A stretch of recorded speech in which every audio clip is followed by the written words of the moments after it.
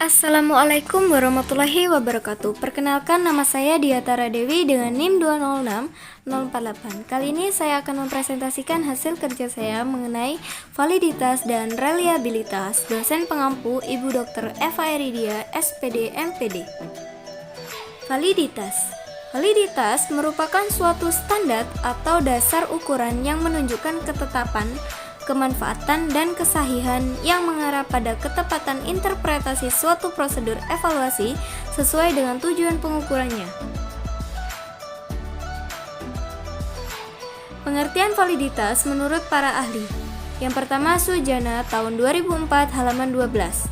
Validitas menurut Sujana adalah ketepatan alat penilaian terhadap konsep yang dinilai sehingga betul-betul menilai apa yang harus dinilai. Yang kedua, Surya Brata tahun 2000 halaman 41. Pengertian validitas menurut Surya Brata adalah derajat fungsi pengukuran suatu tes atau derajat kecermatan ukurannya sesuatu tes. Validitas suatu tes mempermasalahkan apakah tes tersebut benar-benar mengukur atau yang hendak diukur.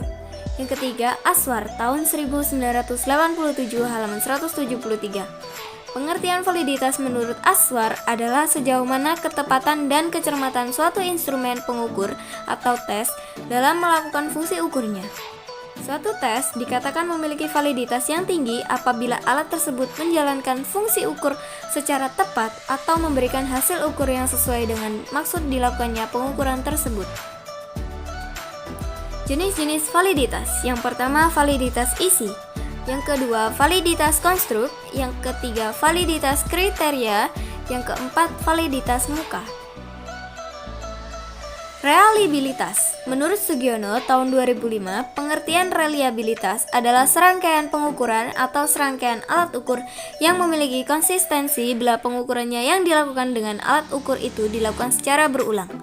Reliabilitas tes adalah tingkat keajekan atau konsistensi suatu tes, yakni sejauh mana suatu tes dapat dipercaya untuk menghasilkan skor yang ajek, relatif tidak berubah walaupun diteskan pada situasi yang berbeda-beda. Jenis-jenis tes. Yang pertama, tes tunggal atau single test.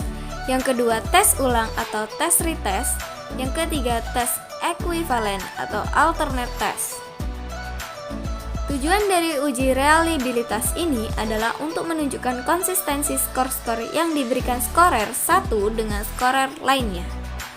Jenis-jenis reliabilitas menurut Walliser tahun 1987 menyebutkan bahwa ada 3 cara umum untuk mengukur reliabilitas, yaitu yang pertama, reliabilitas stabilitas, yang kedua, reliabilitas terwakili, yang ketiga, reliabilitas seimbang.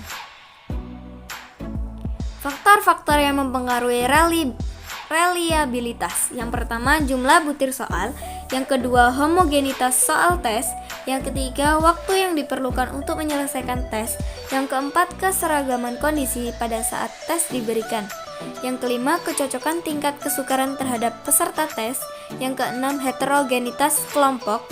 Yang ketujuh, motivasi individu. Yang kedelapan, variabilitas skor.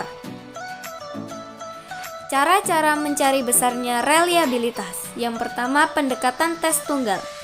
Analisis data untuk pendekatan tes tunggal bisa dibagi ke dalam 2 macam teknik, yaitu teknik belah 2 dan teknik non-belah 2. Teknik non-belah 2, pakar yang mengemukakan teknik non-belah 2 adalah Kuder dan Richardson.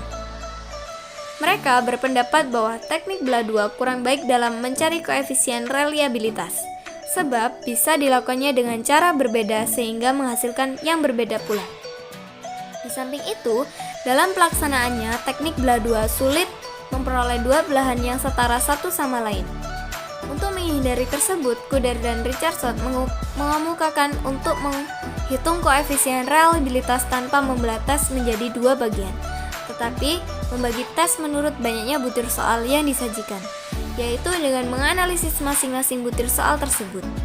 Rumus yang digunakan untuk menghitung koefisien reliabilitas tes tanpa membelah tes menjadi bagian adalah rumus KR dikurangi 20 dan KR dikurangi 21.